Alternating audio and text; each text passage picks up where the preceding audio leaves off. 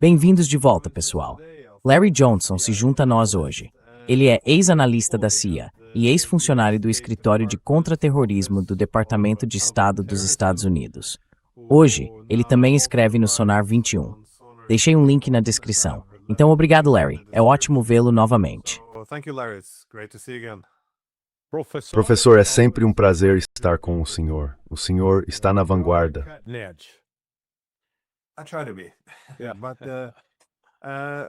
Eu tento ser. Bem, acho que a grande notícia do dia parece ser que Irã e Omã estariam se aproximando de um acordo sobre como reabrir a navegação no Estreito de Hormuz. Ou seja, supostamente, o acordo implicaria que os navios que entram no Golfo Pérsico passariam pelo canal controlado ou administrado pelo Irã, enquanto os que saem do Golfo navegariam pela extremidade sul, perto de Omã. Mais uma vez, há muito sigilo em torno disso, então não sei se está correto ou não. Mas, de qualquer forma, parece que os dois lados estão conversando. No passado, os Estados Unidos ameaçaram Omã para que não fizesse um acordo com os iranianos.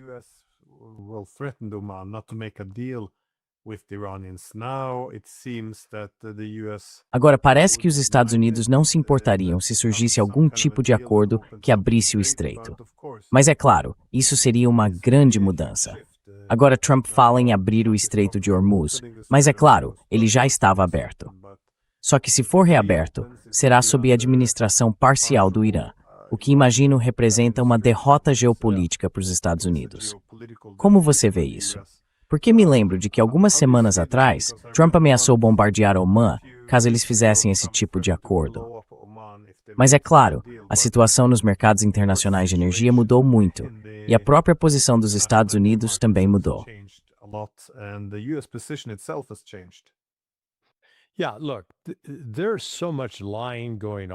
Olha, neste momento há muita mentira e muita negação sobre as realidades econômicas, sobre os danos econômicos que foram causados. E o Trump insiste: sim, não, nós controlamos o Estreito de Hormuz, está sob nosso controle. Não, não está. Sabe, você pode dizer isso. Também pode dizer que tem um unicórnio com poderes mágicos de voo. Você pode dizer isso, mas isso não torna a coisa verdadeira. Eu ficaria surpreso se o Irã concordasse com qualquer coisa que limitasse seu controle sobre quem entra e sai do Golfo Pérsico neste momento. Acho que ele tem uma influência significativa sobre Omã para criar um sistema em que, seja lá como for, se os navios só puderem sair pelo canal de Omã, terão de pagar um pedágio.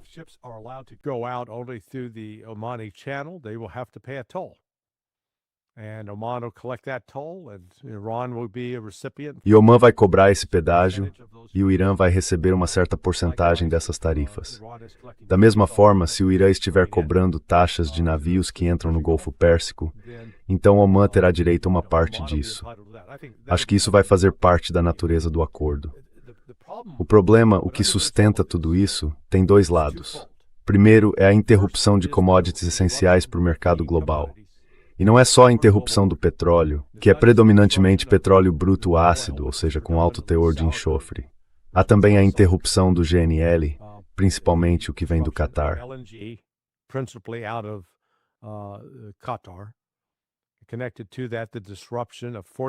Ligado a isso, houve a interrupção de 40% do fornecimento mundial de hélio, porque o hélio é um subproduto da produção de gás natural liquefeito, que era extraído do subsolo, no Catar.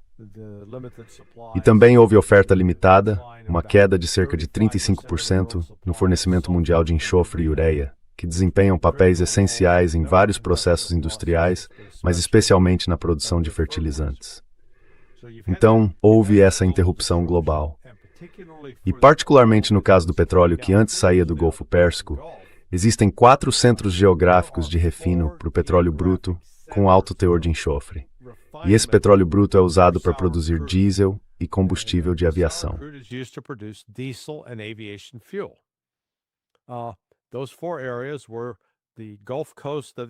Essas 4 áreas foram a costa do Golfo dos Estados Unidos, agora chamada de Golfo da América, antes Golfo do México, a Índia, depois a China, e por último vou colocá-los juntos, o Japão e a Coreia do Sul.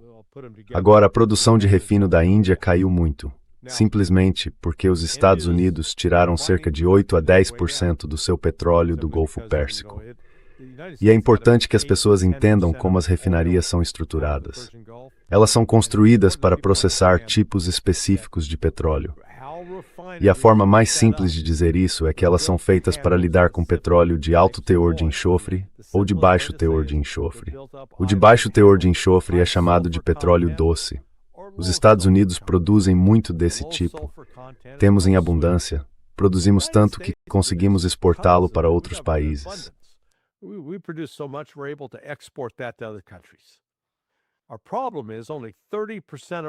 Nosso problema é que apenas 30% das nossas refinarias estão preparadas para processar esse petróleo leve, de baixo teor de enxofre. 70% das nossas refinarias estão preparadas para processar o petróleo pesado, com alto teor de enxofre. É por isso que os Estados Unidos precisam importá-lo do Canadá, do México, da Venezuela e antes da Rússia e do Golfo Pérsico. Bem, agora, cerca de 8 a 10% do que se importava já não está disponível. Enquanto isso, a disponibilidade em lugares como Índia, China, Japão e Coreia do Sul caiu significativamente. Então, de cara, você tem uma escassez global de diesel e combustível de aviação. É por isso que os preços deles continuam subindo. E ainda assim, hoje, no mercado futuro de petróleo, estão dizendo, o Brent caiu quase $20 em 4, 5 dias.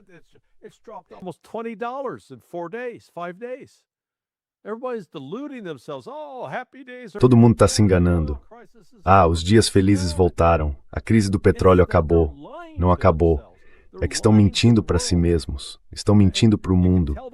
E podem contar essas mentiras o quanto quiserem. Mas quando você vai abastecer sua caminhonete com diesel, a realidade bate de frente com o aumento do preço. E ligado a isso, dê um passo atrás e olhe para os pontos de estrangulamento globais do petróleo, para a movimentação de todo o tráfego marítimo. Não só petróleo, não só GNL, mas mercadorias a granel e navios porta-contêineres. Você tem o Estreito de Malaca, certo? Está aberto. Você tem o Estreito de Hormuz, fechado. Você tem Bab el-Mandeb.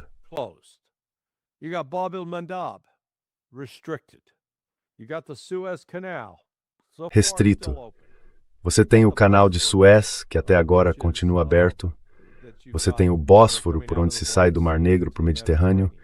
Você tem Gibraltar e tem o Canal do Panamá. E o Canal do Panamá está com problemas. Então, pelo menos ali, a falta de chuva está impedindo, eles não conseguem lidar com o número de navios que normalmente lidavam. E a China, apesar de todas as ameaças dos Estados Unidos e assim por diante, e das tentativas de exercer controle sobre o Panamá agora fez um acordo secreto com os chineses. Empresas chinesas voltaram a controlar o Canal de Suez, quer dizer, o Canal do Panamá.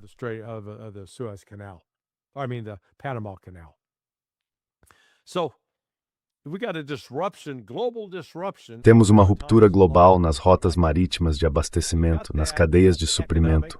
Isso está acontecendo. Temos também um impacto econômico recessivo, talvez até depressivo, sobre os suprimentos globais. E todo mundo está fingindo, está tudo bem, está tudo normal, tudo certo. Mas veja, essa é uma crise financeira que, quando explodir, será global e será devastadora para países no mundo inteiro. E ficam aqui fingindo que não é real. Está tudo bem. Tempo é tudo sob controle.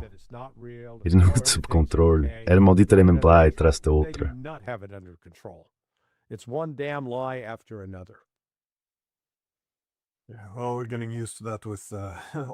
Bem, estamos nos acostumando com isso em todas as nossas guerras. Hoje em dia, tudo gira em torno de narrativas. Mas reparei que você usou os termos pedágio e taxa, os dois. E acho que a distinção entre eles logo vai se tornar bastante importante. Porque pedágio sugere que alguém tem de pagar simplesmente para transitar por ali, enquanto uma taxa pode ser algo pelo qual, essencialmente, se recebe algo em troca. Ou seja, se for para custos administrativos, proteção ambiental, busca e salvamento. A razão de eu mencionar isso é que, em algum momento, Trump vai ter de aceitar o controle iraniano sobre isso. A alegação de vitória dele, então, será de que o Irã não vai cobrar nenhum pedágio.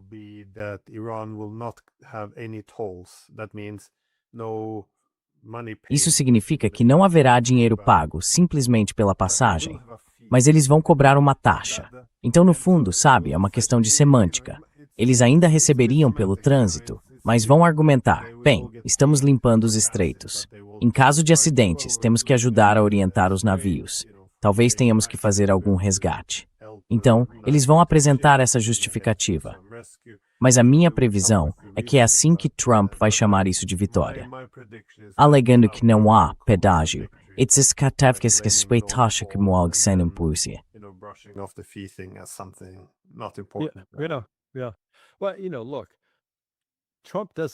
Bem, veja, Trump não tem uma opção militar viável para abrir o Estreito de Hormuz. Na verdade, nenhum país ou grupo de países no mundo tem capacidade militar viável para forçar a abertura do Estreito de Hormuz sem sofrer perdas marítimas significativas. Certo?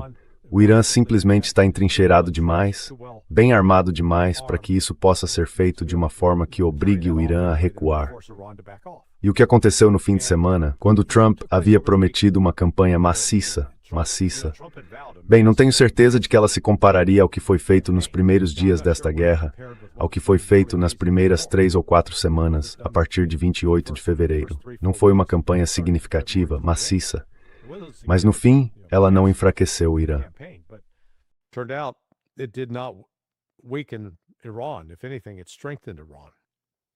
Na verdade, isso fortaleceu o Irã. E eu sei que os militares americanos com quem eu estava em contato estavam totalmente mobilizados. Eles achavam que isso ia começar no sábado à noite, por volta das 6 da tarde, horário do leste dos Estados Unidos. Não aconteceu. Trump cancelou a operação. Então a pergunta é, por que ele cancelou? E eu acho que pode ter sido uma combinação de fatores. Um deles foi que, segundo relatos, houve um apelo insistente da Arábia Saudita dizendo não façam isso. Porque o Irã disse, se vocês atacarem as usinas deles, se atacarem as instalações nucleares deles, eles vão destruir as nossas. E os sauditas disseram não queremos nada disso. Mas o outro elemento é que os Estados Unidos estão ficando sem armas.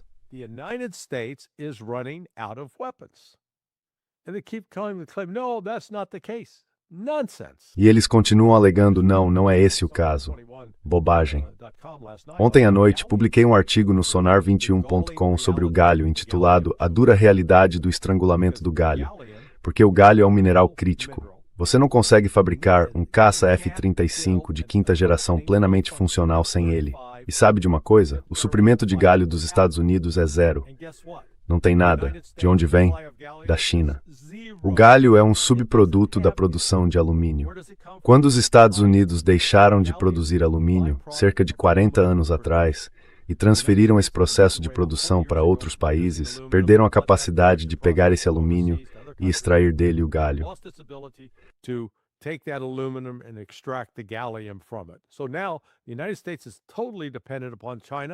Então agora os Estados Unidos dependem totalmente da China. E a China está nos dizendo sobre o galho, não vamos dar nenhuma maldita grama para vocês. E não é só para os F-35, é para mísseis de ataque de precisão e outros sistemas. Sabe, estamos sem PAC-3, estamos sem THAAD, eles também precisam de galho. Então os Estados Unidos agora se veem diante de uma situação em que queremos usar uma força militar que não temos. Ou, se a usarmos de maneira sustentada e intensa, vamos esgotar nossos recursos a um nível que não conseguiremos repor no futuro previsível, em 2 ou 3 anos. Não dá para repor. E não estou sendo alarmista. Isso é um fato absoluto. E eles se recusam a admitir, continuam negando, continuam mentindo. Não temos bastante. Não tem.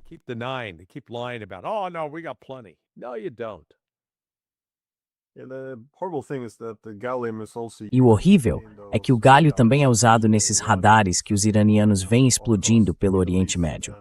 E posso estar errado nos números, mas acho que cerca de 99% do galho vem da China. É muito bom depender da China se você quiser travar uma guerra com a China no futuro, pelo visto. Mas o Trump, como eu disse, agora fez mais um desses alertas finais. Ele disse, façam um acordo agora, ou vamos aniquilar vocês. Bem, ele solta esses alertas de vez em quando. O alerta final ao Irã.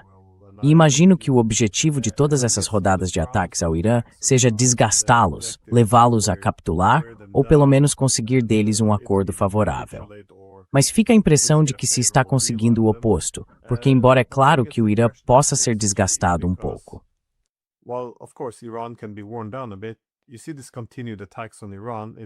Você vê esses ataques contínuos ao Irã. De repente, isso faz com que eles deixem de acreditar na diplomacia, por bons motivos. Como você disse, os mercados de energia e a economia global também vão de mal a pior. Certo. Embora os iranianos estejam obtendo uma vantagem, e como você sugeriu, a cada rodada de ataques, os Estados Unidos esgotam seus estoques de armas. Então, e os iranianos sabem disso. Portanto, se os Estados Unidos vão jogar pesado com os iranianos, eles sabem que há um limite para o que os Estados Unidos podem fazer agora. Então parece que toda essa escalada pode ter o efeito oposto. Mas o que sabemos de fato, especificamente, sobre quão grave é essa falta de armas? Quero dizer, imagino que seja difícil ter informações precisas, já que suponho que haja algum sigilo em torno disso.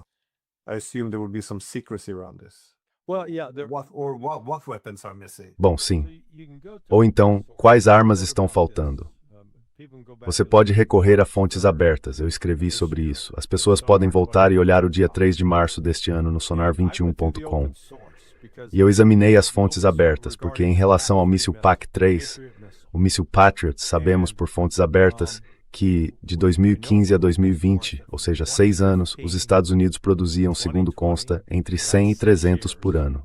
Então, só para fins de estimativa, eu disse vamos considerar 300 por ano. Vamos dar o máximo benefício da dúvida. Vamos usar o limite máximo. Aí em 2021, 2022, 2023 e 2024, nesses 4 anos eles produziram 500 por ano, certo? Então são 2.000 mais 1.800, ou seja, 3.800, certo? Those 4 years, they produced 500 a year. Okay, so that's 2,000. Plus 1,800, so that's 3,800. And then, in 2025... E então, em 2025, acho que o número foi algo como 620 produzidos. Então, isso leva o total para algo em torno de 4.220, 4.260. Esse é o máximo, e isso era no fim de 2025, certo? Aí você começa a subtrair. Quantos mísseis foram dados à Ucrânia e disparados por ela? Lembre-se, toda vez que eles disparam um PAC-3, disparam 2 contra um alvo que está chegando. Estima-se que tenham dado à Ucrânia cerca de 1.000. Então, caímos de 4.600 para 3.600. Quantos foram dados a Israel e usados por Israel durante a guerra de 12 dias? Bem, em junho de 2025, tire mais 800. How many were given to Israel and used by Israel during the 12-day war? Well, in June of 2025. Take off another 800. How many have been used in the course of the... Quantos foram usados ao longo dos primeiros 42 dias desta guerra, neste ano e depois nas últimas semanas? Com certeza pelo menos 1.500. E desse total de 4.620, pelo menos 1.500 foram para países estrangeiros. Então eles estão fora. Para todos os efeitos práticos, estão fora. Eles podem fingir, sim, temos bastante. Bobagem, não tem. E não é só uma questão de acionar a Lockheed Martin e apertar um botão. Certo, fabriquem mais para nós. Porque eles precisam dos minerais de terras raras. Sabe, eu não consigo fazer as pessoas entenderem isso. É algo tão crucial de compreender. Não se trata apenas de termos força de vontade para produzir.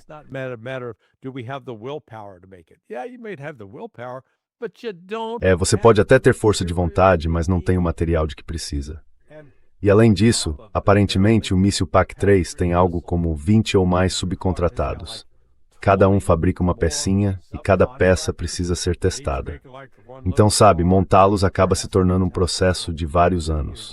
Quer dizer, é insano. Então, os Estados Unidos podem fingir. E o mesmo vale para os Tomahawks. Agora estão dizendo que os Estados Unidos têm cerca de 2.000 restantes. Tudo o que posso dizer é que durante as primeiras 5 semanas da guerra, que começou em 28 de fevereiro, o que sabemos com certeza é que os Estados Unidos dispararam 850, segundo fontes americanas. The United States fired 850, according to U.S. sources. So that got that down to 2,000. Então isso caiu para 2.000. E lembre-se, são 2.000 para todo o Departamento de Defesa, para todos os comandos regionais, o Comando do Pacífico, o Comando Europeu, o Comando Central. Acho que não dão nada para o AFRICOM, o Comando da África, nem para o SOFCOM, o Comando Sul-Americano. Mas se você pega 2.000 e divide por 3, isso significa que o PACOM fica com cerca de 750, o Comando Central com 750 e o EUCOM com 750. O PACOM diz, ei, precisamos disso caso tenhamos que entrar em guerra com os chineses. E o Comando Europeu diz, ei, temos que ter isso caso precisemos entrar em guerra com a Rússia. Então, sabe, se o CENTCOM gastou 850 em 5 semanas, agora eles ficaram com 750.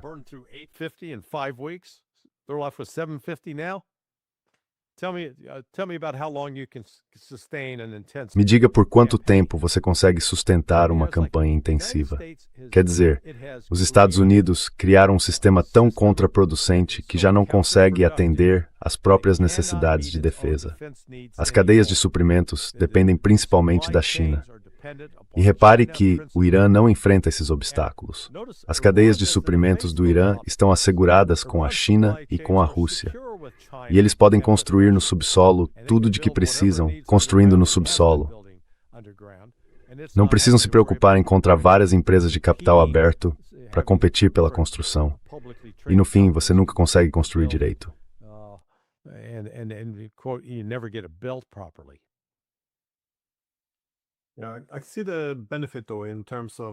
Mas eu entendo o benefício disso, em termos de parecer todo-poderoso. É quando Trump diz, na verdade, temos mais mísseis agora do que tínhamos antes da guerra. Mas ainda assim, quando você olha não só para os números, mas para as ações que estão sendo tomadas. Por exemplo, quando os Estados Unidos retiraram seus mísseis do leste asiático para enviá-los ao Oriente Médio, ou desviaram mísseis da Europa para o Oriente Médio, obviamente isso não seria feito se não houvesse uma escassez. E como vemos agora, até a mídia que vinha torcendo por esta guerra também está reconhecendo cada vez mais que sim, esse é um problema enorme. Isso é controle de narrativa. Pode ser bastante poderoso se você dissuade ou engana o adversário. Mas autoilusão é outra coisa. Isso é muito perigoso.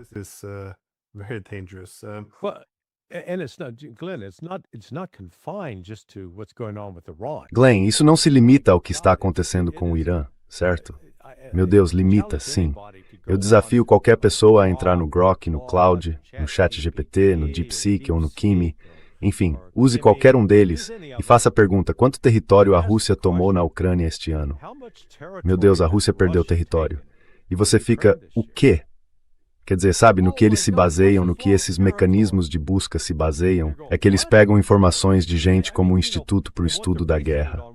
E algoritmicamente, isso recebe uma classificação mais alta, como sendo mais confiável, do que qualquer coisa vinda do Ministério da Defesa russo e do que eles chamam de inteligência de fontes abertas, que é, essencialmente, desinformação da CIA colocada na internet.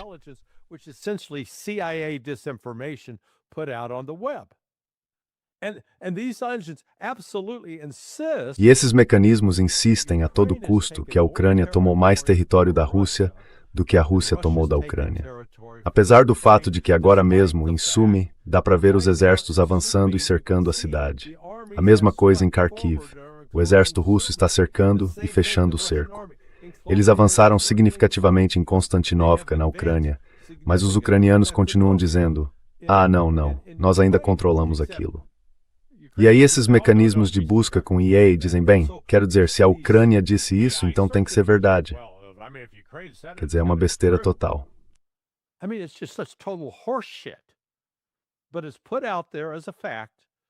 Mas isso é apresentado como fato, moldando a percepção pública, quando a realidade no terreno é exatamente o oposto, em 180 graus. E estamos vendo a mesma coisa em relação ao Irã. Eles continuam falando da fraqueza do Irã. O Irã praticamente expulsou as forças armadas dos Estados Unidos do Golfo Pérsico. Destruiu pelo menos 19 radares ou sistemas de comunicação por satélite. Obrigou os Estados Unidos a retirar pessoal de bases militares no Kuwait, da base naval no Bahrein e da base da Força Aérea em Al Udeid, no Catar. E para onde eles estão indo? Principalmente para Israel. Eles até foram forçados a sair de bases aéreas na Jordânia, porque elas passaram a sofrer ataques contínuos.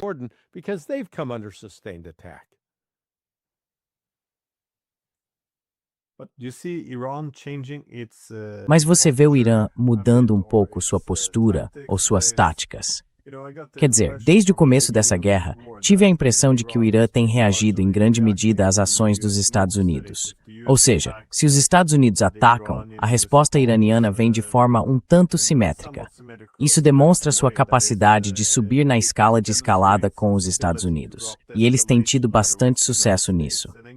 Também é uma medida bastante poderosa, porque os Estados Unidos agora sabem que o Irã pode previsivelmente escalar caso eles façam isso. Então as consequências da escalada são bastante claras. Não é como se eles pudessem bombardear, por exemplo, a infraestrutura crítica do Irã sem ver exatamente a mesma coisa ser atingida nos estados do Golfo.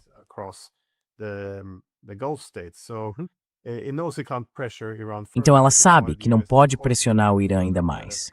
É por isso que os Estados Unidos são cautelosos em subir mais um degrau nessa escada de escalada. E, de fato, precisam desescalar. Mas dito isso, ao simplesmente responder aos Estados Unidos, o Irã também entregou muito poder aos Estados Unidos, porque na prática deu a eles o controle da escalada. Ou seja, podem decidir quando a guerra começa. Podem bombardear numa semana e depois decidir: vamos negociar na próxima. E sabe, às vezes isso parece coordenado. O bombardeio começa quando o mercado de ações fecha e termina quando ele abre. E temos, é claro, essas conversas de agora vamos voltar a conversar. Mas o problema é que isso também levanta a questão: por que os Estados Unidos teriam alguma contenção se podem decidir quando as guerras começam e quando terminam?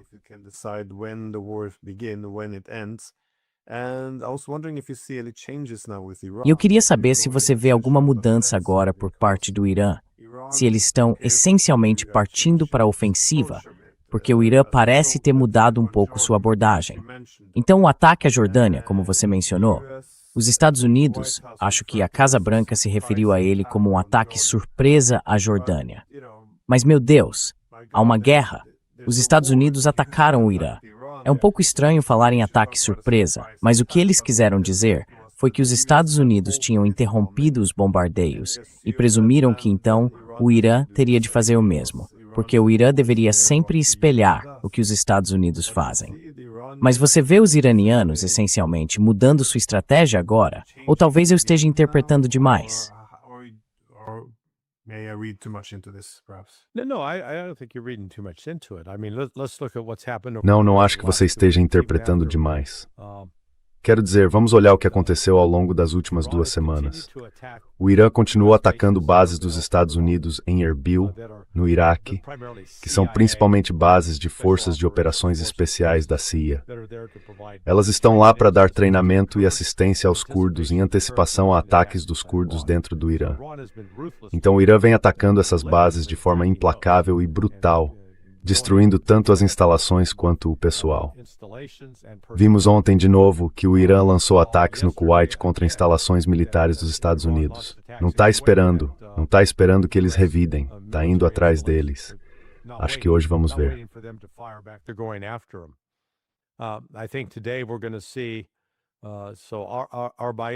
Então o Arbaeen acabou, se me lembro bem, e o Iraque vai retaliar contra os sauditas e os Estados Unidos por aquele último ataque que matou iranianos, tanto membros da Guarda Revolucionária Islâmica quanto iraquianos, daquele, vamos chamar assim, grupo paramilitar que faz parte do governo.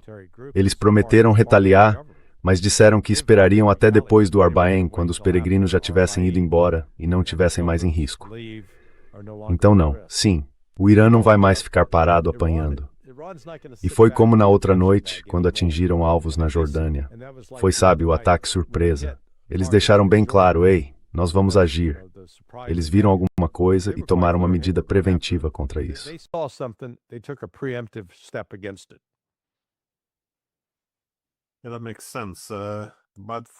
Sim, isso faz sentido. Mas para os iranianos, o caminho de longo prazo, eu imagino, para a segurança seria... Quer dizer, se eu fosse iraniano, eu gostaria, essencialmente, de destruir todo o ecossistema militar dos Estados Unidos na região. Isso é. Bem, as bases deles estão mais uma vez espalhadas pelos estados do Golfo. Sempre haverá esse incentivo para formar uma aliança, e eles formaram. Bem, isso não é uma defesa disso. Só estou dizendo que se eu fosse iraniano, eu veria a situação de segurança da perspectiva deles. Eu veria assim. Esse deveria ser o caminho de longo prazo para a segurança. Agora é possível alcançar isso por alguns meios. Você pode, é claro, controlar o Estreito de Hormuz e exercer alguma, pressão geoeconômica sobre os estados do Golfo para que reduzam sua parceria de segurança com os Estados Unidos.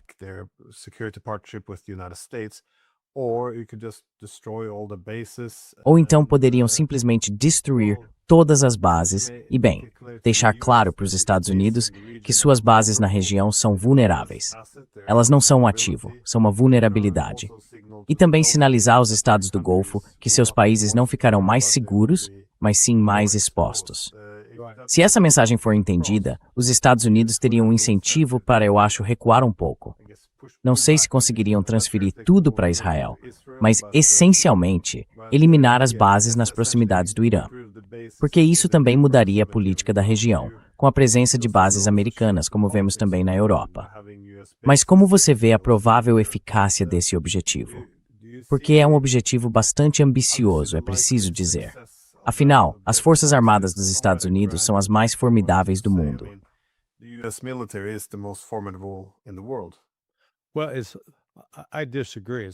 Bom, eu discordo. É a mais cara do mundo. Caro e formidável são duas coisas diferentes. Nós já demonstramos os limites do poder da Marinha dos Estados Unidos. No papel, sim, cara, você tem esses porta-aviões poderosos, grupos de ataque de porta-aviões. Cara, quem consegue enfrentá-los? Os Houthis.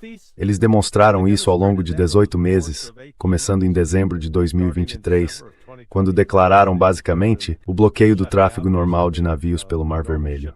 E aí, a primeira Operação Guardião da Prosperidade tentou detê-los. Então Trump disse, não, nós não somos um bando de covardes e fracos como Biden. Agora vamos mostrar que Trump está no comando.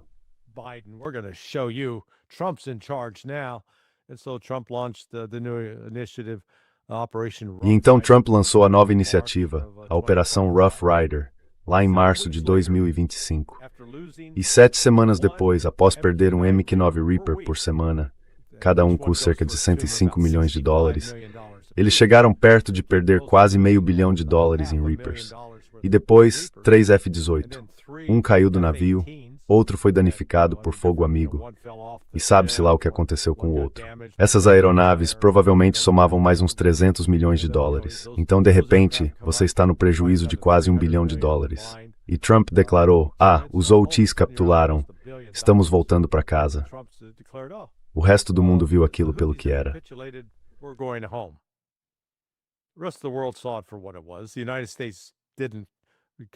Os Estados Unidos não os obrigaram militarmente a se render, de forma alguma.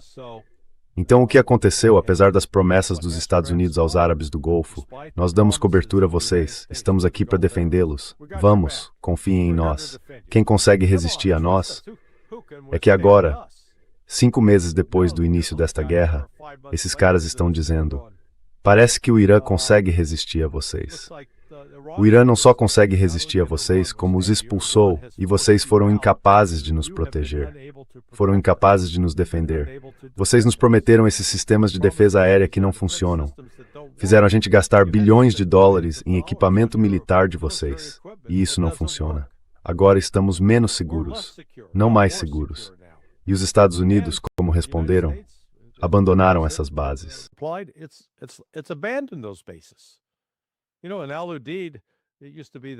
Sabe, em Al-Udeid, antes era a sede avançada de fato da AFCENT, o Comando Central da Força Aérea.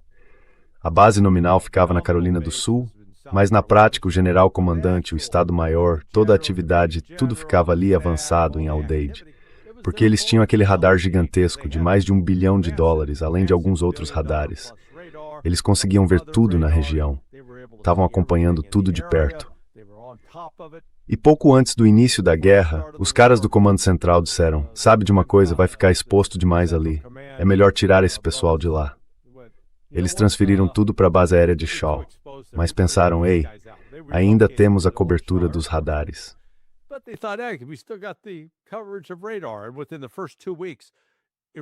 E nas primeiras 2 semanas, o Irã destruiu os radares. Então agora eles estão cegos. agora dependem de aviões AWACS e P-8 Poseidon para receber informações de inteligência, vigilância e reconhecimento, porque os radares em terra foram eliminados. São coisa do passado. E não vão voltar tão cedo. Porque sabe de uma coisa? Eles também precisam de galho e de outros minerais de terras raras. E os chineses estão dizendo, não vamos vender isso para vocês. Então, os Estados Unidos foram efetivamente expulsos do Golfo. E acho que, para grande surpresa e choque dos sauditas, catarianos, bahreinenses e outros, eles continuam tentando descobrir como trazer os Estados Unidos de volta. Mas os Estados Unidos não têm capacidade de sustentar operações militares nessas posições avançadas.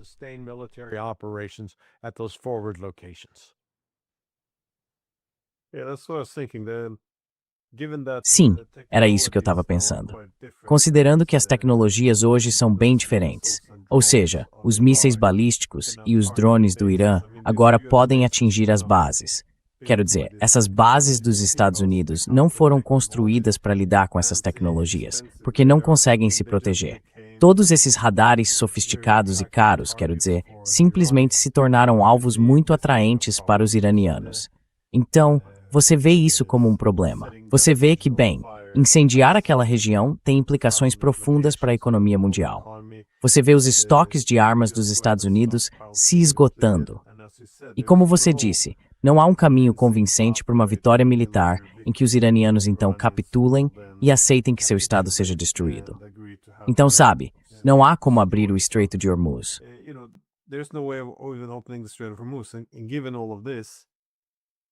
E diante de tudo isso, em algum momento, Trump vai ter que, sabe, voltar de vou destruir o Irã para, as negociações estão indo muito bem.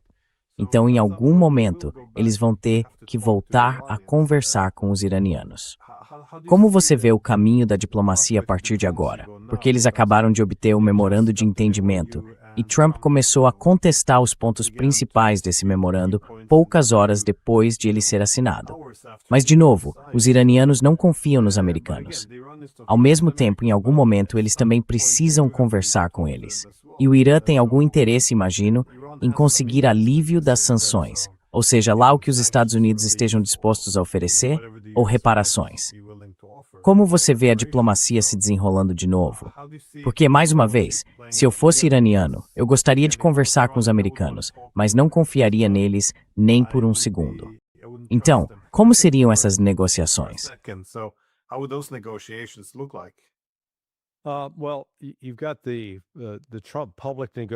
Bem, há a negociação pública do Trump que começa com essas ameaças e tentativas de coagir os iranianos.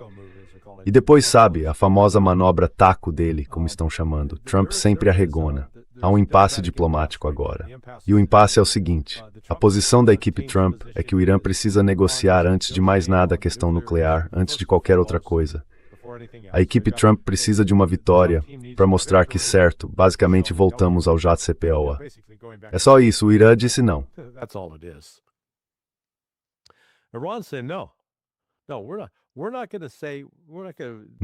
Não vamos negociar nada sobre qualquer questão nuclear, seja enriquecimento ou a possibilidade de construir uma arma nuclear, até que vocês cumpram o memorando de entendimento. Isso significa que Israel se retire do sul do Líbano, que vocês suspendam o bloqueio, suspendam as sanções, descongelem os ativos e reconheçam que temos controle do Estreito de Hormuz. É isso. E neste momento os Estados Unidos não estão dispostos a fazer isso. Mas o problema que Trump vai enfrentar será na frente econômica. Até agora eles conseguiram mitigar, encobrir o efeito real sobre o diesel e o combustível de aviação. Conseguiram fingir que está tudo bem, mas não está tudo bem. E o mercado financeiro internacional não está bem.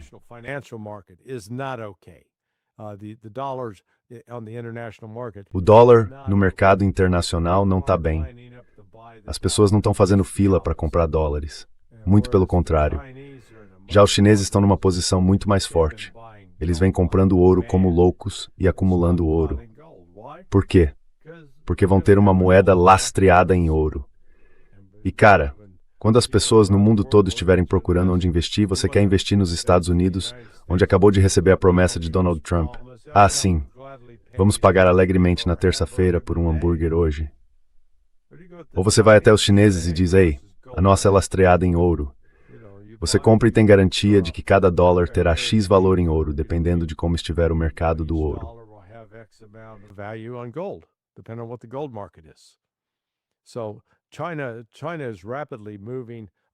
Então a China está avançando rapidamente junto com a Rússia.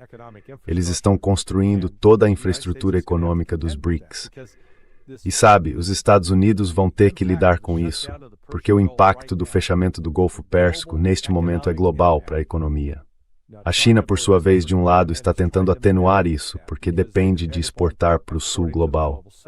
Mas, ao mesmo tempo, não deu nenhuma indicação de que vá abandonar o Irã e forçar o Irã a se render aos Estados Unidos. Muito pelo contrário, porque os chineses também reconhecem que eles são os próximos da lista. Se o Irã cair, se a Rússia cair, a China será a próxima da lista, e a China entende isso.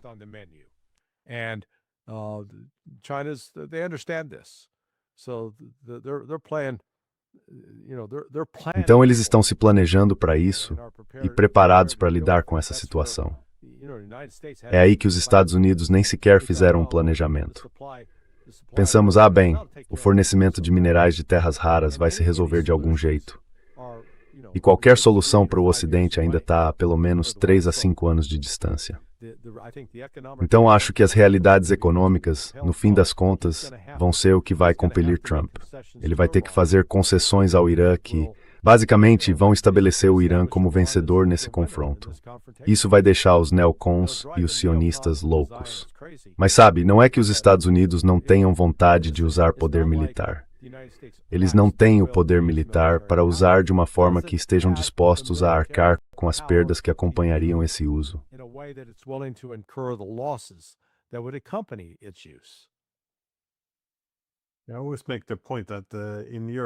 Sempre faço questão de destacar que, na Europa, eles parecem sempre convencidos de que aquilo que limita os Estados Unidos nunca é sua capacidade, mas sempre sua intenção.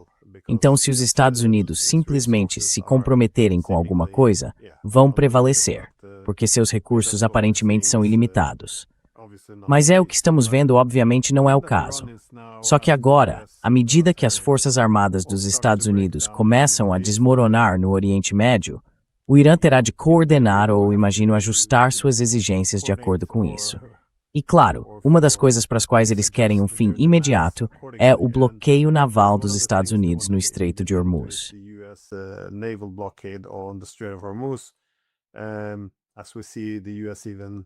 E como vemos, os Estados Unidos até detiveram alguns navios. Por exemplo, o Catar estava transferindo gás natural liquefeito pelo Estreito de Hormuz para o Paquistão. Mas, como usaram a rota iraniana e fizeram um acordo com o Irã, os americanos bloquearam isso, o que achei fascinante. Então os iranianos querem o fim do bloqueio no Estreito de Hormuz, mas também querem que o bloqueio saudita termine. Só que, de novo, os sauditas não são apenas um representante dos Estados Unidos. Eles também têm seus próprios interesses em jogo nisso. Então, como você vê a possibilidade de o Irã resolver essa questão entre o Iêmen e a Arábia Saudita? Porque à medida que essa guerra se amplia e se expande, fica muito complicado encontrar uma solução.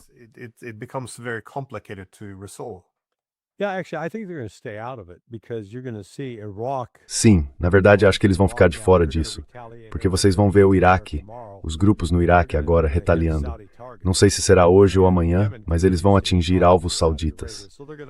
E o Iêmen continua atingindo alvos na Arábia Saudita.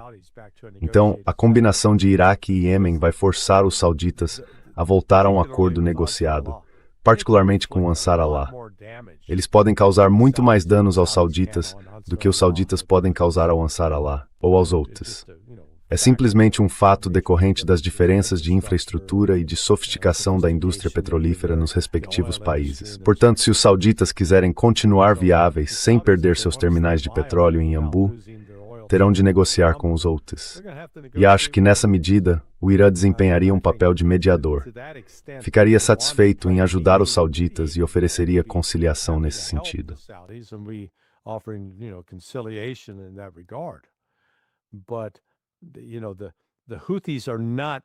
Mas sabe, os Houthis não são marionetes do Irã, apesar da forma como o Ocidente gosta de retratá-los. Os Houthis são, sabe, figuras independentes.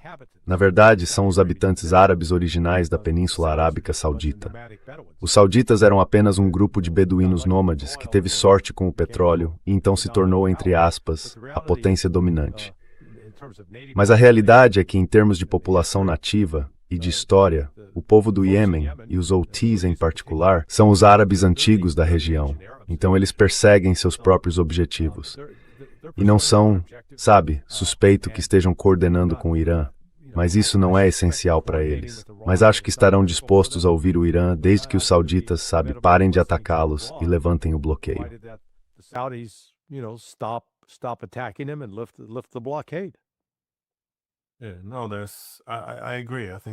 Não, concordo. Acho que a forma como os retratam, como se fossem simplesmente representantes do Irã, quer dizer, de novo, alguns vendem essa mesma autoilusão perigosa, fingindo que eles são apenas um braço do governo iraniano. Imagino que seja atraente retratá-los dessa forma, mas eles têm autonomia própria, têm interesses próprios. E acho que o conflito entre o Iêmen e a Arábia Saudita, como eu disse, tem vida própria, independentemente do que está acontecendo entre os Estados Unidos e o Irã. Minha última pergunta era justamente sobre isso. À medida que as capacidades militares dos Estados Unidos diminuem na região, também vemos acontecimentos diferentes, o que é bastante interessante.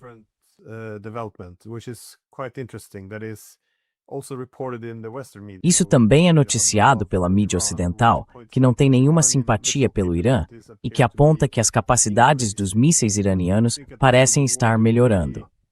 Você pensaria que no fim da guerra elas estariam piorando. Mas vemos até os grandes jornais dos Estados Unidos reconhecendo que os mísseis estão mais rápidos, conseguem escapar das defesas antimísseis em maior medida e estão se tornando muito mais letais. Como você explica isso? Quer dizer, eu vi algumas hipóteses importantes de que os chineses e os russos estão ajudando na seleção de alvos e assim por diante.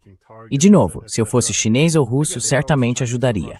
Caso contrário, essas armas estariam vindo na minha direção. Então, eu veria uma causa comum com os iranianos. Mas há outras explicações. Como você explica esse aprimoramento das capacidades iranianas?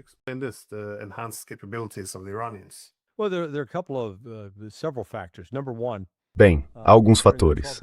Primeiro, durante a Guerra de 12 Dias, em 2025, o Irã dependia do GPS para direcionar seus mísseis e descobriu, para seu desgosto, que os Estados Unidos e Israel podiam acessar o GPS por uma porta dos fundos e, de fato, desviar os mísseis de seus alvos pretendidos.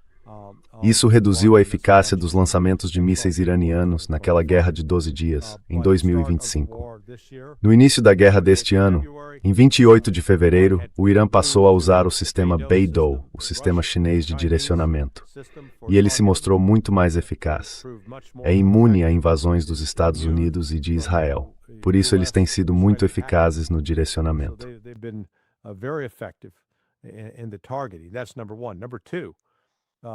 Esse é o primeiro ponto. Segundo, as fábricas de mísseis iranianas ficam no subsolo.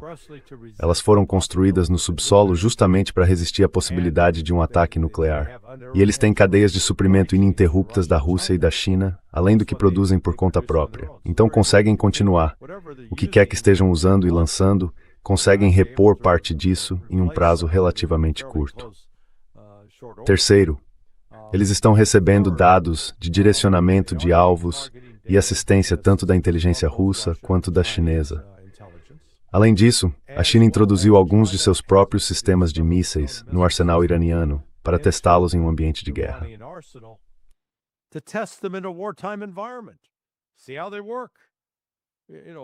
Veja como eles funcionam. Sabe, a China tem todos esses mísseis e, no papel, eles deveriam funcionar em testes de alcance, mas nunca foram realmente testados em ambiente de combate. Então, dessa forma, eles conseguem fazer o teste. Os iranianos ficam felizes em dispará-los. Eles têm técnicos chineses que chegam e ajudam a configurá-los corretamente. Depois, eles os lançam contra alvos dos Estados Unidos.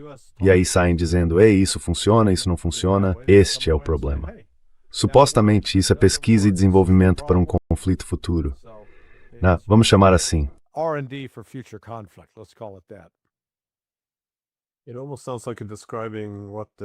Parece quase que você está descrevendo o que a OTAN vem fazendo na Ucrânia. Porque lá também vemos diferentes países da OTAN e fabricantes de armas podendo testar suas novas armas contra os russos. Então, eles podem desenvolver armas e testá-las, mas ao mesmo tempo, também podem enfraquecer um rival estratégico. Imagino que seria de se esperar que a China fizesse exatamente a mesma coisa. Porque, bem, os países da OTAN não podem continuar marcando datas para uma guerra com a Rússia e planejando uma futura guerra com a China, esperando que eles simplesmente fiquem parados e permitam que os países da OTAN decidam quando a guerra será travada contra eles. Então, imagino que eles fariam exatamente o mesmo. Enfim, alguma consideração final antes de encerrarmos?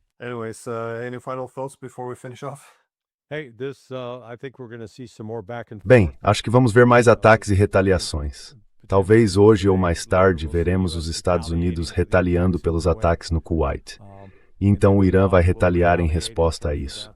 Então, nesse vai e vem, o governo Trump afirma: temos negociações avançadas e vamos reabrir o Estreito de Hormuz. Eu não apostaria nisso. Não. Mas o desespero está claramente começando a bater, e isso geralmente não é uma coisa boa. Aí, sabe, as pessoas lidam com as coisas. Enfim, Larry, é sempre um prazer. Muito obrigado. Olá, professor. É bom estar com você. Obrigado por me receber.